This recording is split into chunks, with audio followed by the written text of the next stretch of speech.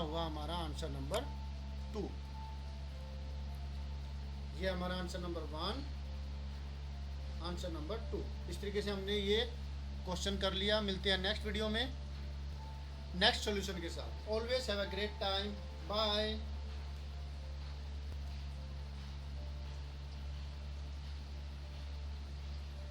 Hello brilliant students, this time we are doing for class 10th chapter 8 introduction to trigonometry exercise 8.1।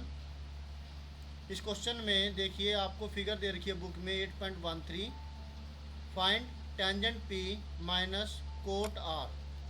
आपको ये value find out करनी है, tangent P minus में cot R. तो ये चीज़ करने के लिए जैसे आपने पहले वाले क्वेश्चन में भी समझा था कि जब यहाँ पर एंगल होता है इसी हिसाब से आपको नीचे एंगल लाना पड़ता है। तो टेंजेंट पी निकालने के लिए आपको नीचे ये चाहिए होगा, राइट।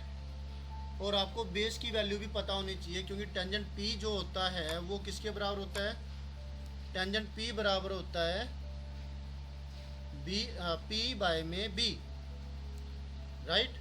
तो बेस तो हमारे पास नहीं है, तो पहले इसके लिए हमें ये निकालना होगा बेस, ठीक है।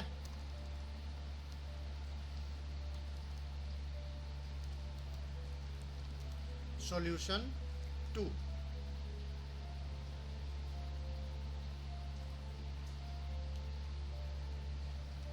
In right angle triangle P Q R by using Pythagoras theorem. Pythagoras theorem का इस्तेमाल करके, जो हमने यहाँ पर भी इस्तेमाल की थी, h square equal to P square plus B square.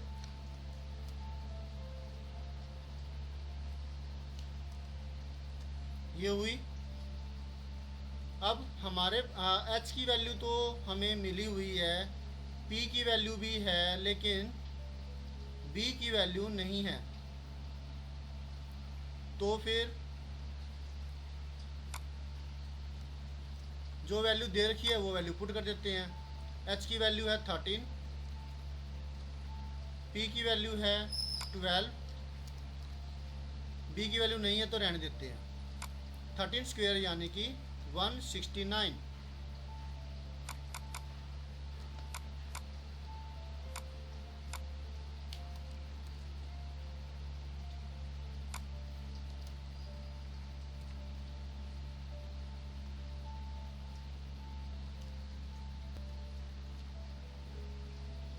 Twelve square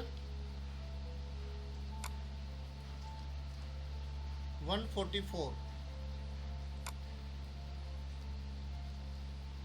तो फिर 144 प्लस का है वो उधर जाकर के माइनस का हो जाएगा। 169 में से 144 माइनस करेंगे आएगा 25। 25 का मतलब क्या हुआ, 5 पावर 2। 2 से 2 कट जाएगा। तो अगर स्क्वेयर्स बराबर है तो बेस भी बराबर होंगे। तो b की वैल्यू हमें मिलती है 5, राइट। तो ये हो गई 5 सेंटीमीटर। ओके, एक काम तो हमारा आसान हो गया। अब बारी आती है नीचे बेस में p होना ज़रूरी है टेंजेंट p निकालने के लिए। तो क्या करेंगे, इसी फिगर को दोबारा से करेंगे।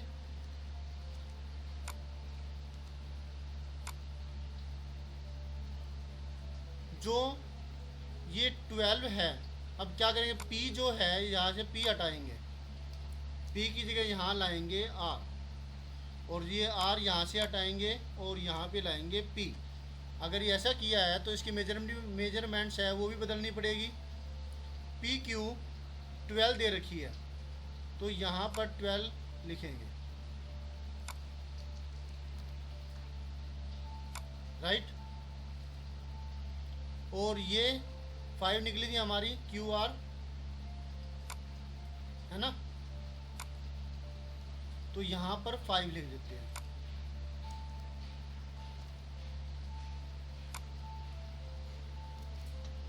और ये पी आर कह लो या आर पी कह लो, बात तो वही रहेगी, 13 सेंटीमीटर का 13 सेंटीमीटर ही रहेगा। ओके, नेक्स्ट, अब आगे का काम आसान है।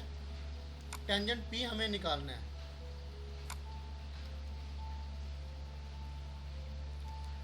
Tangent P,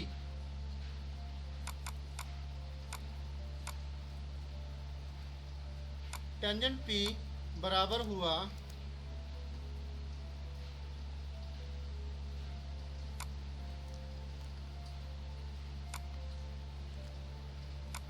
P bye B. P और P की वैल्यू यहाँ पुट करेंगे। जो P की जगह आ जाएगा परपेंडिकुलर, जो कि 5 है, और B बेस यानी कि जो 12 है, 5/12।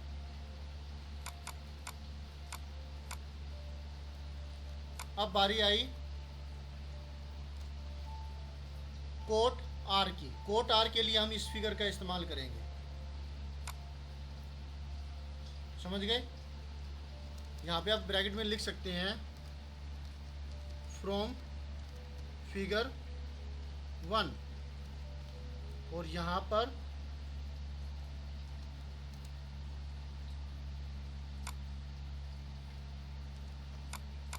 आप लिखेंगे फ्रॉम फिगर 2 या फ्रॉम फिगर 2 या फ्रॉम सेकंड फिगर, ठीक है। इससे कन्फ्यूजन नहीं होगा, चेकर को भी वो समझेंगे कि हाँ भाई बच्चे ने अच्छे से एक्सप्लेन किया हुआ है, डिस्क्राइब कर रखा है, तो आपको पूरे मार्क्स वो दे देंगे, ठीक है। अब टेंजेंट, अब कोट आर की वैल्यू निकालनी थी, तो यहाँ लिखेंगे कोट आर। कोट आर होता है कोट की वैल्यू के लिए बी, इसका रेसिप्रोकल।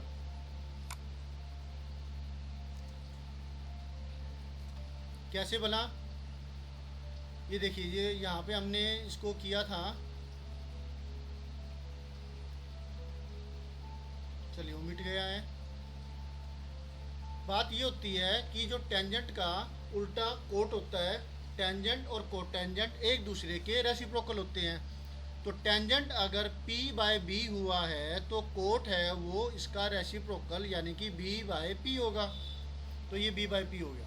अब B बेस हमारे पास है कितना, इस फिगर के हिसाब से होगा ना, फर्स्ट फिगर के हिसाब से बेस हमारा 5 है, अरे 5 लिखा हुआ है, P हमारा 12 है, तो ये 12 लिखा हुआ है। अब हमें निकालनी है वैल्यू इसकी, टेंजेंट P माइनस में कोट R,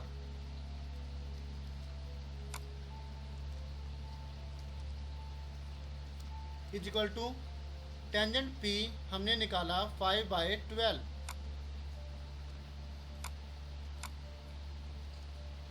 और कोट R भी हमारा निकला है 5/12, तो यानी कि सेम वैल्यू है, बीच में माइनस का निशान है, तो ये कट जाएगा।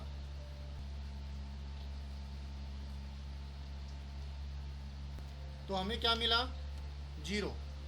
तो tangent P minus cot R की वैल्यू आई 0। आपको समझ में आया कैसे करना है, ये आसान है ना। तो बस आपको बेसिक समझ में आना चाहिए, फार्मूले लर्न होने चाहिए कि भी P बाई B होगा या P बाई H होगा या B बाई H होगा, क्या होगा, है ना। पाइथागोरस थ्योरम का पता होना चाहिए आपको।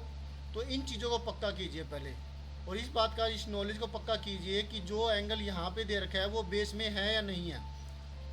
इन बारीकियों को समझने के बाद आप बड़ी आसानी से इनको कर सकते हैं। ये बिल्कुल वैसे ही है, अगर हिस्ट्री के क्वेश्चन आंसर आपको लर्न करने हैं तो आपको डेट्स और जो नाम है वो लर्न होने चाहिए, फिर कहानी आपको लर्न होनी चाहिए, आप लिख सकते हैं, ठीक है बेटा। ओके बाय, मिलते हैं नेक्स्ट वीडियो में नेक्स्ट सोल्यूशन के साथ। Always have a great time, bye.